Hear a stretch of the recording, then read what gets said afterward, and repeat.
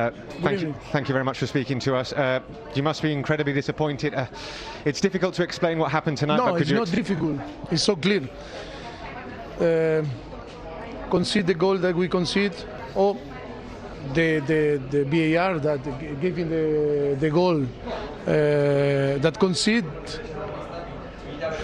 is unbelievable. It's impossible to accept, because it was clear foul. I am not complaining about the other things, but I think overall we were better team, and it's so disappointing when the motion of the game changed for this type of situation, and it's difficult because you are giving the Real Madrid the belief, and of course.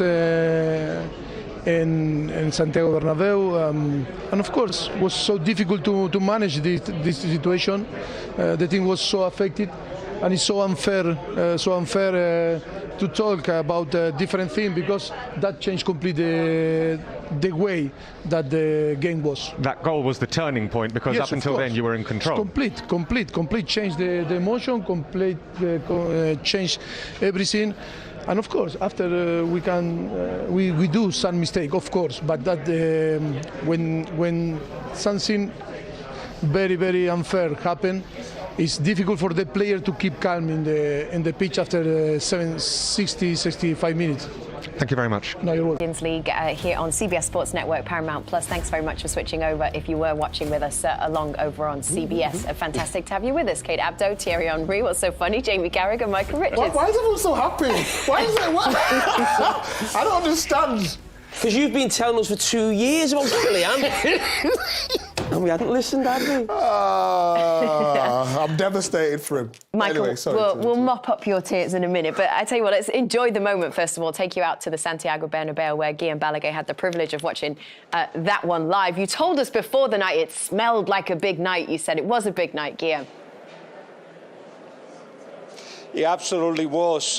This game reminded us that actually we're going to look at football with logic. The logic was saying, after an hour, only one winner, and we were already making packages with videos of Mbappé and how brilliant he was, had scored 3 goals. Only one counted. But then, magic and mistakes, and I'm sure you'll talk about those, but I'll leave that to you. The magic of the Santiago Bernabeu happened, and Benzema manages to score a hat-trick in 60 minutes. Where did that come from? But that's football, isn't it? Guillem, you mentioned before the game about Lionel Messi sort of enjoying his time now. He could play for another 18 months. There's been talk, obviously, of Mbappé going to Real Madrid. Because of going out now in such a prestigious competition, do you think there's a chance that next season PSG are without both Mbappé and Messi? Messi? I don't think so. So much has changed. But in any case, he wasn't on goal. That was Donnarumma, no, with the mistake. And was it Marquinhos passing it to Benzema? Was it Guaye losing possession in the third goal? Was it the midfield of PSG that Modric went through in the second goal to give the ball to Vinicius? Where's Messi in all that? What's his fault? No one's blaming Messi, Guillem. I'm saying, you said before the game that he's enjoying his football now, and he sees his opportunity of being here for the next 18 months. I'm saying, on the back of going out the Champions League so early, himself and Mbappé, is there a chance that Lionel Messi may go at the end of the season? It's not the plan, basically. He wants to stay at PSG because there is the Qatar World Cup he wants to be fit for. But I think that this appointment will be huge because, yes, PSG is built to win the Champions League, to go as far as possible. And another year where they couldn't do it. And why is that? Well, you will mention mistakes and you will mention things that they did wrong. But also, did you feel, and that's something that Thierry Henry was talking off camera, I think, at the beginning of, before the show started, talking about when the Bernabeu starts going against you, when it gets into your head, you just disappear and become this small. Donnarumma, Guaye, Verratti, Marquinhos, those are top professionals that all of a sudden disappeared. So how do you analyze that? Certainly not with logic. I give you magic. There's a bit of magic and, you know, they bottled it, I guess. Guillem, you cover obviously the Spanish league and know it a lot more than us, and we're talking about some of the great players who are on show tonight, namely in the PSG team. But what is the feeling around Benzema and how he's seen, you know, throughout the world, or certainly in the legendary Real Madrid sort of attacking players we've had over the years? Is he underrated, or has he really appreciated that Real Madrid? He's now appreciated, has been appreciated for, I would say, 4 or 5 years in Madrid. I think there's still a question mark in the outside world. That's why I think he was 4th or 5th in the Ballon d'Or. He wasn't really in the competition for it when he had the best season of his career. One in which, Real Madrid didn't seem to get any trophies of importance, but at the same time, his displays kept Real Madrid at the high level. Now we are talking about a Benzema that with, 27 goals and 17 assists, something like that. He actually is helping Real Madrid to win the title, the league title, and getting them into the quarterfinals of the Champions League. You would say right now in form, Mbappé, Lewandowski and Benzema are 3 best players in the world. What does this result do for Pochettino's future at PSG, Guillem? I thought you were going to ask that one.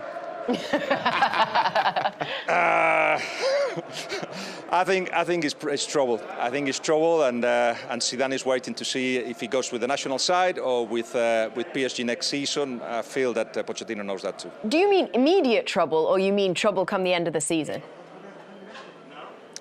No, come to the end of the season. I mean, there is a league that is almost won. I think it's 12 points away from second. They're out of the cup. There's only the league left now. But you wouldn't get rid of him. I mean, he has been building something, harmony at least. And they played really well in the first leg. They played really well for an hour. Not enough against Real Madrid, but not enough reason either to get rid of him now. All right, good stuff. Thanks very much, Guillem. We'll let you go and get some interviews and come back to you very shortly indeed. Meanwhile, why don't we pick through some of the action, the best of the action from that game? Just take you through some of the highlights. Kylian Mbappe with a good half, a good first half, Micah. Yeah, it was excellent. It was what we expected. Messi. And they played for this. They played for the counter-attacking football. Neymar with a lovely ball through. And I just think here, slows down a little bit, goes on to his weaker side. And the keeper makes a normal save, and it was popping up and it was coming. It really was. He looked sharp all night. Right foot, left foot, popping up in little pockets, running behind. And this is his goal, Thierry. Yeah, we mentioned it before. Great ball from Neymar. He gets in, he sees Alaba coming back. He opens his body up, waits, looks at the keeper. He has both angles open. And he decided to go first post and close his right foot in. I mean, listen, we've seen a brilliant game. It's fantastic, but I think a lot of people in Europe will be disappointed that Kylian Mbappe is not in the next round of the Champions League. He has just given 2 of the best performances we've seen from an individual player in the Champions League, and obviously the first game and the second game, and it was so close. A couple of times in that second half, he had the ball in the back of the net again, just offside. I mean, that was reminiscent of a guy you were talking about before the game. Yeah, Ronaldo could put the goalkeeper down like that. Nicolas Anelka wasn't too bad also at doing that, but wow, that was pretty quick. Offside though. I just feel like after that though, PSG's game management was all over the place. It's almost like, even I said at half-time, I don't think there's a way back for Real Madrid to come into this game. And they sort of just went back to the old PSG from maybe last season and I showed the clips before the game of them just walking around.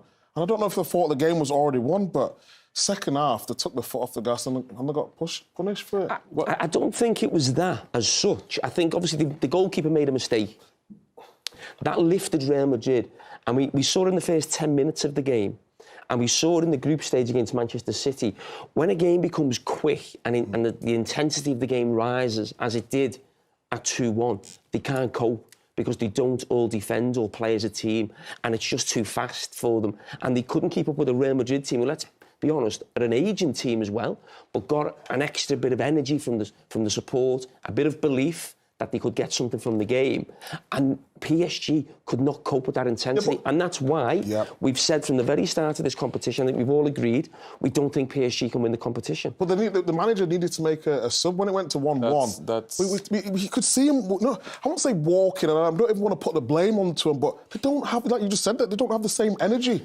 They needed to put another one in midfield. The thing is, what should have been done, and it's not easy sometimes, you get carried away as a coach when you're on the bench. When do I do it? When I don't do it, and suddenly Real Madrid scored. But when they went 2-0 up on aggregate, you have to take one of the three out. And the one that was having not a great game, but Messi was okay in the game, Mbappe flying, I think Neymar should have come off. And you bring another midfielder to try to close the shop and see how you can operate. Is that the problem, managing PSG for any manager? It is. It's difficult. Players are almost as big as the club, and you can't bring them off, you can't drop them. It is difficult for a manager. You saw it with Tuchel, you saw it with Emery. They couldn't do what they like to do, and sometimes those decisions, and especially that decision, did matter tonight. And then after, you bring Di Maria, so now you have 4 attacking players, and you could see in transition, and when Real Madrid was keeping the ball, they couldn't cope with it. You heard Guillaume there say they bottled it. Do you think it's also not just a problem of individuals, is it a problem of mentality as well? Yeah, I think so. I do believe that. Sometimes you can have too many egos or big-name players within that. And you see some of the mistakes Guillaume mentioned there. He was making sure he was mentioning everybody except his mate Messi. Even though Messi, to be fair, I thought played really well tonight. But there was some big mistakes. But at any time in the Champions League, when you're playing against real quality, you're going to have to go through moments, 5-10 minutes, and deal with pressure or mistakes. And that's what they can't seem to deal with at any time. And I just think there are too many egos or big names in that team where we've said the best team will win the Champions League. A team of individuals at times has won it, but very rarely. It's normally a team. And today, the individuals got beat by the better team. There's no way Real Madrid have better players than PSG. They just don't. And we could see that for long periods of both legs. But Real Madrid have gone through. It's to go back to Kylian. Kylian has covered the cracks for a very long time, the problem that team had. And then in the league, sometimes they don't get punished with it. Although, like we mentioned earlier on, they lost their last 2 games away from home, 3-1 and 1-0. One in Nantes and one in Nice. And then as Jamie talked about, and we talked about at the very beginning, you have to dig deep in Europe. At one point, you won't get that ball. You have to deal with waves and the crowd. And that team can just not do that. As simple as that. So does Kylian Mbappe look at this result and think, if I really want a Champions League trophy, which is what you would imagine he wants to achieve at that highest level, right, I have to move to Real Madrid? Does this almost seal his departure? I think the decision in his mind was made before the game. I don't know what is the decision or what it is, but I think it's clear in his mind what he wants to do next. I don't think he should go to Real Madrid, though, because I think... I don't think he's considering going anywhere else, is he? I think, well, like Thierry said, his mind might already be made up, but I'd be going Man City or Liverpool. They're the 2 best teams consistently, I would say, in Europe. Yes, people are going to say Man City have not won the champion, but the way they play, the points that rack up every week, and I'd be going Liverpool or Man City. There is something that sometimes you still have nowadays players that wants to play for a team that they used to support or that they like, and I can understand that. I don't know anything. I'm not saying something that I know of. I'm saying sometimes players like, you know what, I used to support that team. I don't care who plays well or not play well in Europe. This is where I want to go because this is what I feel. And I think that might be the case with him if he goes there. I agree with Mike. I've always felt that for Mbappe, he's that good.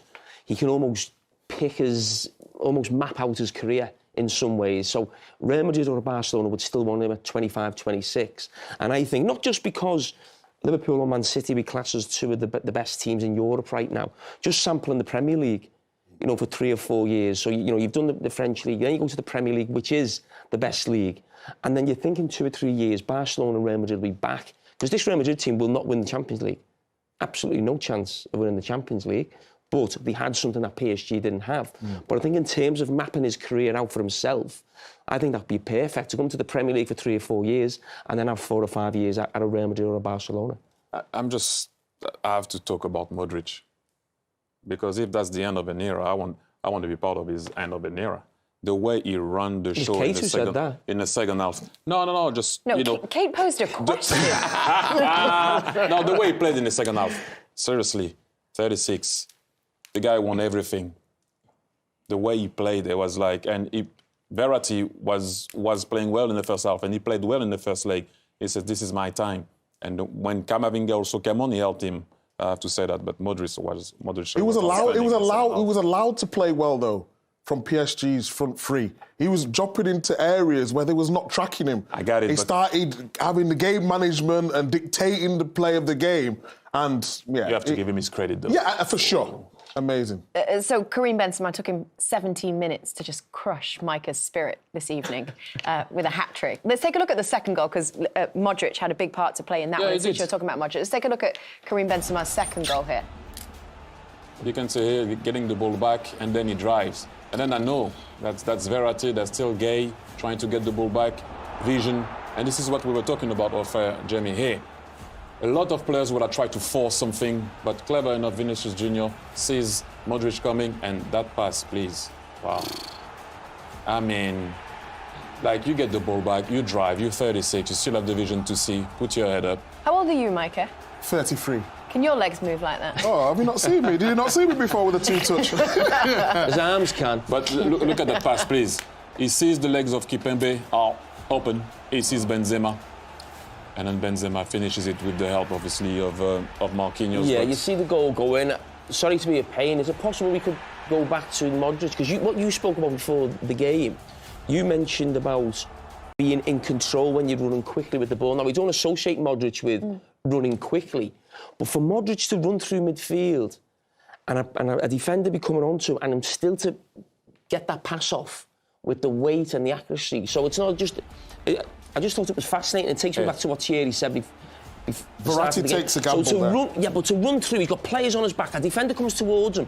To play that pass, the weight, the precision to play that bit off, in terms of always being in control, even when you're running. I go even further here. He always wanted to play Benzema. Yeah. And then you have to hope. This is unbelievable. This is unbelievable. That the ball is going to go through the leg. That's twice, and he plays the ball between the legs of Kimpembe first, but then here. To play that bit off, in terms of always being in control, even when you're running. I go even further here. He always wanted to play Benzema. Yeah. And then you have to hope.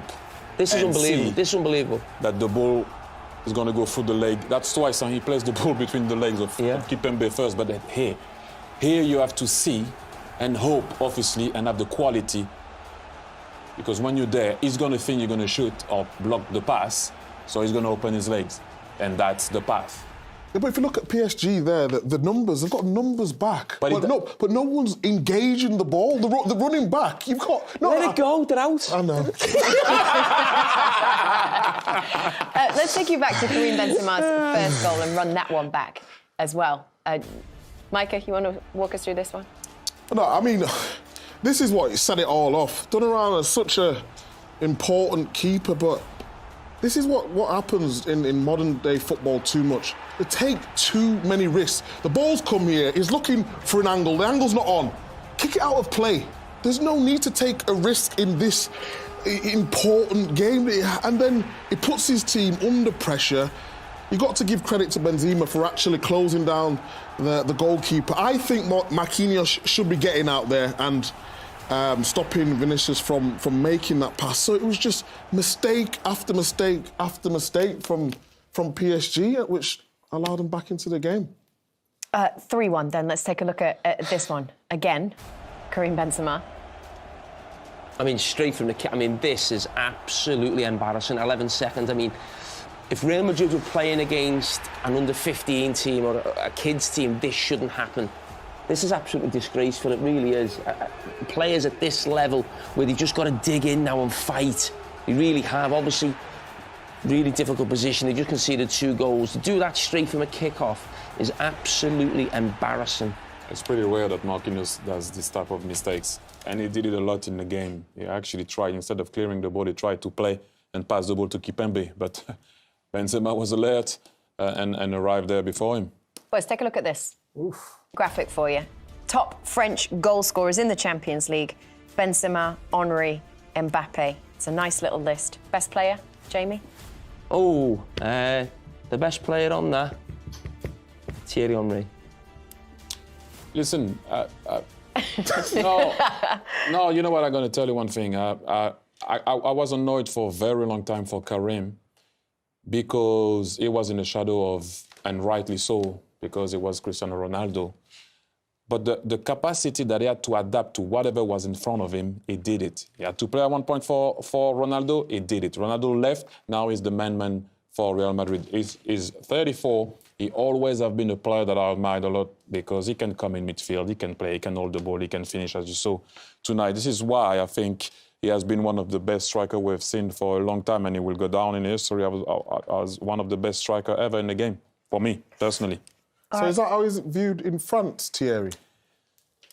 Yes, people, he had a little problem. I don't know if you followed what happened. I won't go into details with the tape or whatever. This is not the show for that. But it was always doubts and questions. And I always find the man like... About the player or about the man? Yeah, because, you know, can he not? They won the World Cup without him. There were questions. And I always thought the guy was a solution. Never a problem. But, you know, you have to respect what the coach wanted at the time in the national team. They didn't want to call him. But then after, if you look at what he does on the field, and what he did on the field for a very long time, at a young age too, when he was in Lyon already, I mean, it's just ridiculous. And when you see the numbers, like we say in French, chapeau bas. Chapeau bas. What does that mean? Hats off. Go and get your dictionary.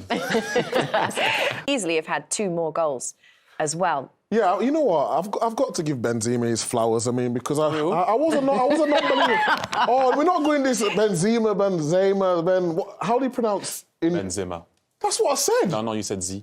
Okay, Benzema. My man. I've got to give him his flowers because I was a non-believer. I was all roses this evening.